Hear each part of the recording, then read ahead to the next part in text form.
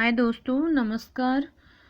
दोस्तों, आज मैं आपको ये बताने की कोशिश कर रही हूँ कि मैंने आपको आपके सिलेबस के अकॉर्डिंग कौन कौन से कवि मैंने आपको पढ़ा दिए हैं और मैं आगे कौन से कवि की वीडियो डाल रही हूँ। तो दोस्तों, ये जो है ये आपके बीए सेकेंड ईयर का है और जो राजस्थान यूनिवर्सिटी के अंतर्गत कॉलेज आती है उनमें जो सिलेबस चलता है उसी के अनुसार है हिंदी साहित्य में। तो दोस्तों देखिए, इसमें पहला तो कवि है आपके केशव दास, और केशव दास जी की रामचंद्रिका जो रचना है उससे आपके पद लिए गए हैं। तो दोस्तों, इसमें एक तो पद है, ये देखो, श्री राम वंदना का एक ही पद है आपका। और सूर्योदय वर्णन, ये सभी जो है रामचंद्रिका से ही लिए गए हैं, पहले तो आपको मैं ये बता दूं। और ये तो रामचंद्रिका तो इनकी रचना है। श्री राम वंदना मतलब श्री राम की जो वंदना कवि कर रहे हैं उससे संबंधित एक पद आपके के अंतर्गत है। फिर सूर्योदय वर्णन है जिसमें एक में तो हनुमान जी सूर्य की पर्सन, ओ सॉरी सॉरी सॉरी सॉरी, इसमें एक तो जो इसमें सूर्योदय वर्णन में उस समय का वर्णन है जब जो राम और लक्ष्मण अपने गुरु के साथ में पंचवटी में जाते हैं और पंचवटी में जाने के बाद में प्रवेश करते हैं तभी सूर्योदय हो जाता है। और सूर्योदय का एक वक्त तो एक पद में तो लक्ष्मण वर्णन कर रहे हैं, उनकी प्रशंसा कर रहे हैं, और दूसरे में श्री राम कर रहे हैं। तो इसके है ना दो पद हैं, सूर्योदय वर्णन के दो पद हैं। पंचवटी जो वन वर्णन है उसके अंतर्गत तीन पद हैं कि पंचवटी में श्री राम के आ जाने से वहाँ पर क्या क्या परिवर्तन होता है, कैसे आनंदमय जो परिवर्तन होता है वो कैसे कैसे होता है उसका वर्णन है। इसके अलावा एक है हनुमान लंका गमन का एक पद। तो ये दोस्तों मैंने जो ये चार से संबंधित आपके कुल हैं इसमें तीन और तीन छः और एक सात पद हैं। तो ये इनकी व्याख्या मैंने पूरी करवा दी है आपको। ये तो केशवदास पहला कवि है। दूसरा कवि आपका बिहारी है। तो दोस्तों, बिहारी के मैंने पूरे 25 दोहे पार्टों में अलग अलग मतलब 6 या 7 पार्टों के अंतर्गत मैंने पूरे 25 दोहों का अर्थ डाला है, व्याख्या डाली है। तो आप वहाँ पढ़ लेना। जो लोग घर से कॉलेज से नहीं आ पाते उन लोगों के लिए सबसे ज़्यादा मैंने सहायता करने के लिए ये कार्य शुरू किया है। अब है अगला कवि आपके देव। तो दोस्तों, देव के अंतर्गत कम से कम 10 पद हैं। तो आज अपन देव का जो पद हैं वो पढ़ेंगे जितने पढ़ पाते हैं। फिर अगले पद अगली वीडियो में मैं आपके सामने लेकर आऊँगी। तो चलो आज अपन जो देव हैं उसको पढ़ते हैं। ये देखो, ये जो देव है, देव का ये पहला दोहा है। ये इसके दो, ये जो दोहा नहीं है सॉरी, ये पद हैं, इनका जो पद है वो बड़े बड़े पद हैं, 10 पद हैं लगभग। तो पहले पद की मैं व्याख्या आप लोगों के सामने बता रही हूँ। देखो, पहले तो ये हैं, देखो, जाके न काम न क्रोध विरोध, लोभ छुए नहीं क्षोभ को छाओ। देखो, मैं इनका मतलब जो कठिन शब्द है उनके अर्थ भी साथ साथ बता रही हूँ।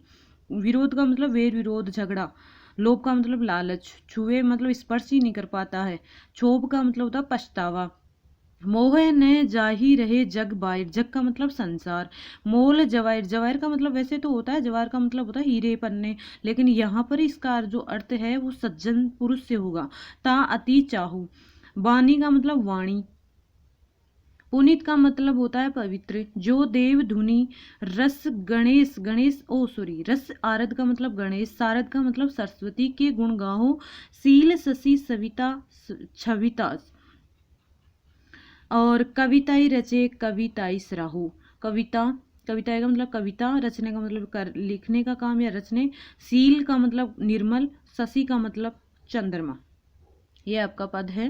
तो दोस्तों, इसमें है ना क्या है, जो देव हैं इस अवतरण के अंतर्गत देव ने जो सज्जन पुरुष है ना, उन जो सर्वगुण संपन्न व्यक्ति है, सभी प्रकार के गुणों से युक्त सज्जन व्यक्ति है, और वो कविता करने के सक्षम है, किसी भी प्रकार का लालच, किसी प्रकार का क्रोध, काम वासना उस व्यक्ति के अंतर्गत नहीं है। मतलब कुल मिलाकर बात यह है कि किसी प्रकार का दोष उस व्यक्ति में नहीं है, सर्वगुण संपन्न व्यक्ति की उसने इस पद के अंतर्गत महिमा का गुणगान किया है। तो दोस्तों देखो, जाके जिसको न काम, जिस व्यक्ति को काम वासना नहीं सताती है, काम का मतलब काम वासना नहीं सताती है, न क्रोध, ना उसे किसी प्रकार का क्रोध आता है, गुस्सा आता है, विरोध, ना किसी से वो शत्रुता करता है, कि ऐसा व्यक्ति जिसको ना तो काम वासना सताती है ना क्रोध आता है, ना वो किसी से वैर विरोध करता है, लोभ छुए और किसी प्रकार का लालच उसे छूता नहीं, अर्थात किसी भी प्रकार के लालच में वो नहीं आता है, लालच में वो नहीं पड़ता है, नहीं चौप को चाहो, ना ही उसे किसी तरह का पछतावा होता है, अर्थात जब कोई गलती करता ही नहीं है तो उसे पछतावा किस काम का। और आगे देखो और दोबारा देखो इसका पद, जाके न काम न क्रोध विरोध, लोभ छुए नहीं क्षोभ को छाए, कि जिस व्यक्ति को ना तो काम वासना सताती है, ना किसी प्रकार का क्रोध आता है, ना किसी से वो शत्रुता विरोध करता है, ना किसी प्रकार का लालच उसे सताता है, ना किसी प्रकार के लालच में वो आता है, ना किसी प्रकार का उसे पछतावा होता है। मोह न जाई रहे जग बाहिर, मोह न इस संसार से किसी प्रकार का मोह से नहीं रहता है, सांसारिक मोह से रहता ही नहीं है, और जग बाहिर वो इस संसार से अलग ही रहता है, अर्थात संसार में रहते हुए भी संसार की किसी भी वस्तु से, किसी भी इस संसारिक कार्यों में उसे किसी प्रकार का मोह नहीं रहता है। मोल जवाहरता तीजाओ, संसार के सभी व्यक्तियों से हिलमिल कर रहता है, लेकिन जो सज्जन पुरुष है ना, उन लोगों से उसकी और ज्यादा घनिष्ठता होती है। वैसे तो इस संसार में वो सभी व्यक्तियों से मिलजुल कर रहता है, लेकिन जो सज्जन पुरुष होते हैं वह उन्हीं व्यक्तियों के साथ में रहना पसंद करता है। आगे देखो, वाणी पुनित, उसकी जो वाणी है, जो देवदुनी देवताओं की तरह उसकी जो वाणी है पवित्र होती है। जो व्यक्ति होता है उसकी जो वाणी है वो देवताओं की तरह एकदम पवित्र होती है। और देव धुनि रस सारद,